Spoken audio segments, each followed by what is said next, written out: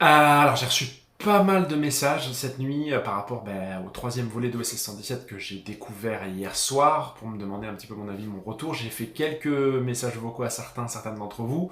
Et du coup, ce que je vais faire, c'est que, donc de manière un peu inédite, je vais consacrer une série de stories à mes impressions sur le film. Alors, je sais que sur TikTok, il y a une grande mode qui est celle de balancer parfois sous certaines vidéos en commentaire reste à ta place, en mode voilà, toi t'es censé parler de ça, ça c'est ton univers, il faut pas que tu parles d'autre chose. Moi je suis pas vraiment à l'aise avec l'idée d'enfermer les gens dans des cases.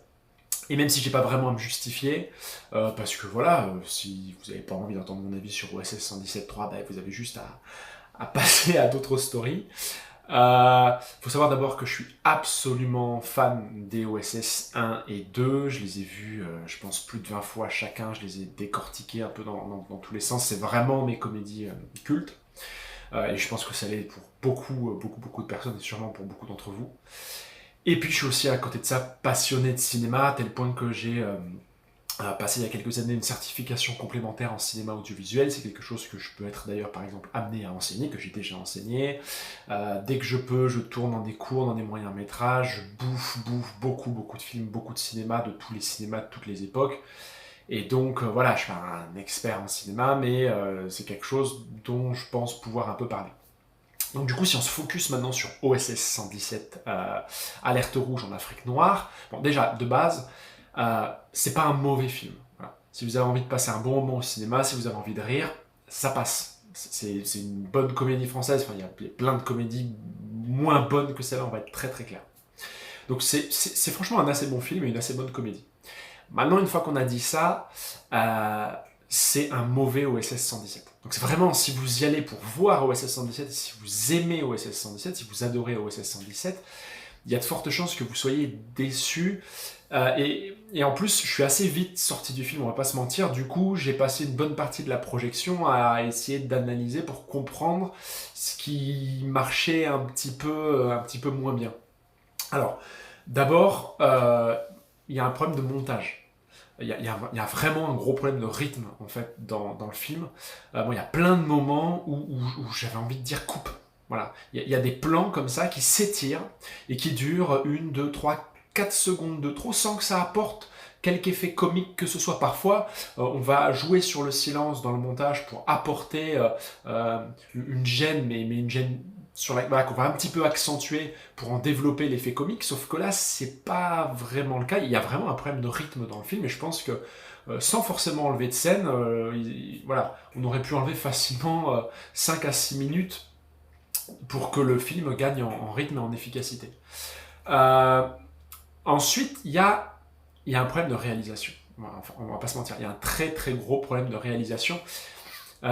J'aime beaucoup les films de Nicolas Bedos, mais il y a quelque chose là qui ne matche pas et qui colle pas. L'humour d'OSS 117, c'est un humour qui repose beaucoup sur les dialogues et sur les interactions, soit entre celui qui va balancer une réplique et celui qui la reçoit, soit entre celui qui va balancer la réplique et son environnement. Ça peut être Hubert Bonisseur de la Batte et les poules dans le Caire Nid d'espion, etc., etc.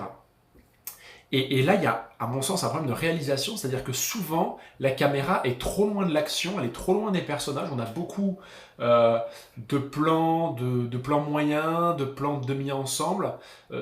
Et moi, ça m'est arrivé plusieurs fois de relever des répliques vraiment potentiellement très drôles, de bien voir que Jean Dujardin les sortait bien dans le bon rythme et était très bon, mais c'est pas mis en valeur par les choix de cadrage en fait que fait Nicolas Bedos.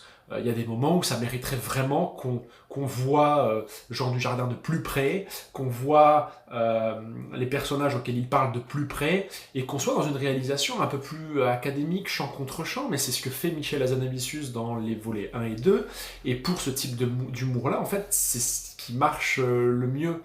Et voilà, Nicolas Bedos a eu envie d'amener sa patte, de proposer un autre type de réalisation, sauf qu'en fait, ça a davantage tendance à desservir l'humour OSS qu'à le servir, en tous les cas, à mon sens.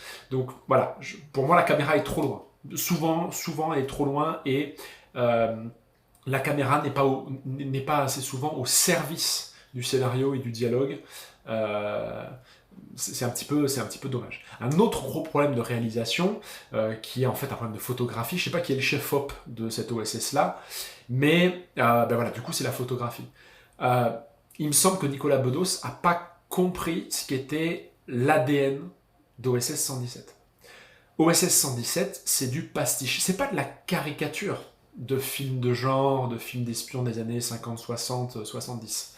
C'est pas non plus une accumulation de références à ces films-là, parce que dans le OSS 3, si vous allez le voir, il y a plein de références à des films, à des séries de l'époque, à L'homme qui valait 3 milliards, à James Bond, etc. Il y a plein de références. Mais le problème, c'est que c'est pas ça OSS 117.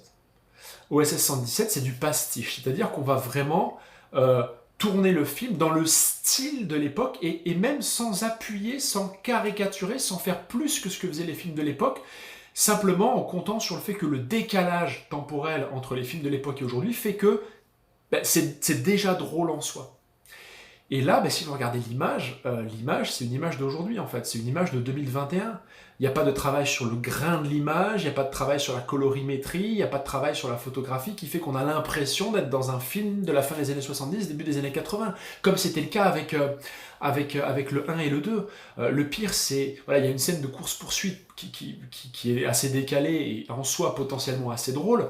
Simplement, les scènes de conduite dans le 1 et dans le 2, elles sont filmées avec les techniques de l'époque, donc vous savez, on place les comédiens dans la voiture, et puis derrière eux, il y a un écran sur lequel on va projeter une route, donc bon, c'est très moche, ça ressemble à rien, mais c'est comme ça qu'on faisait à l'époque, et donc Michel Hazanavicius le refait dans le 1 et dans le 2.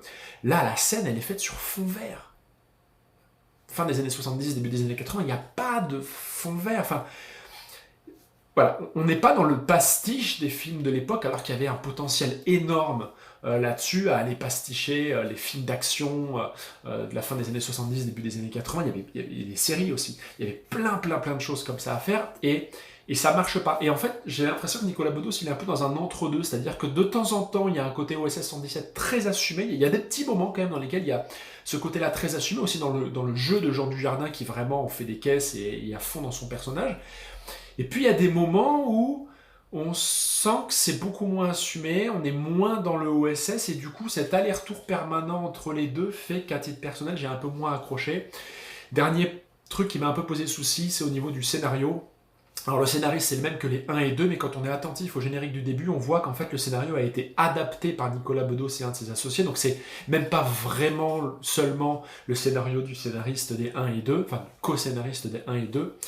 Et il y a des moments dans le scénario où ça marche pas, parce qu'il y a des moments où en fait on sent la volonté d'expliquer au spectateur la blague, pourquoi c'est drôle, et ça c'est pas OSS. OSS, c'est une saga dans laquelle on fait confiance dans l'intelligence du spectateur, et donc on va lancer la petite vanne et on se dit voilà, il a suffisamment de repères culturels, il a été suffisamment attentif pour comprendre en quoi c'est drôle, et surtout en quoi, s'il prend ça au premier degré, bah, le spectateur est un peu con. Et là, de temps en temps, le scénario...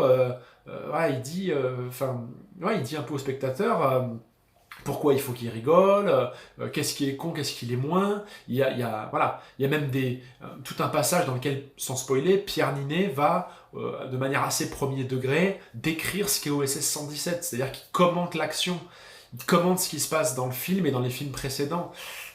Ça, il me semble que ça marche pas trop. Il y a même une scène d'ailleurs qui m'a un petit peu mise mal à l'aise, c'est la fameuse scène, alors c'est au début donc ça spoile pas trop, de cette série de mains au cul, avec une référence appuyée à MeToo à la fin. Le truc c'est que là on ne sait pas trop quel est le message de Nicolas Bedos. J'avoue que je sais pas, on ne sait pas si il montre à quel point ces comportements-là sont dépassés et aujourd'hui apparaissent comme étant ridicules, ou si au contraire il est en train de dire ouais, c'était quand même la bonne vieille époque. Et ça, c'est un petit peu gênant, c'est-à-dire que dans les films précédents, il n'y avait pas de doute, il y avait toujours un élément, amené d'ailleurs de manière très fine, c'était pas du commentaire, hein, mais qui faisait on savait très bien que l'équipe du film se désolidarisait de certains propos ou de certains comportements d'Hubert de Bonisseur de la Batte. Là, c'est pas très clair, puisqu'à la fin, il y a une femme qui réclame sa main au cul. Donc voilà, vous avez compris que voilà, j'ai pas mal de réserves sur ce film. Dites-moi là sous ce sticker ce que vous en avez pensé, si vous l'avez vu, ou ce que vous pensez de ce que je viens de vous raconter, et puis j'en ferai peut-être une petite vidéo YouTube. Ouais.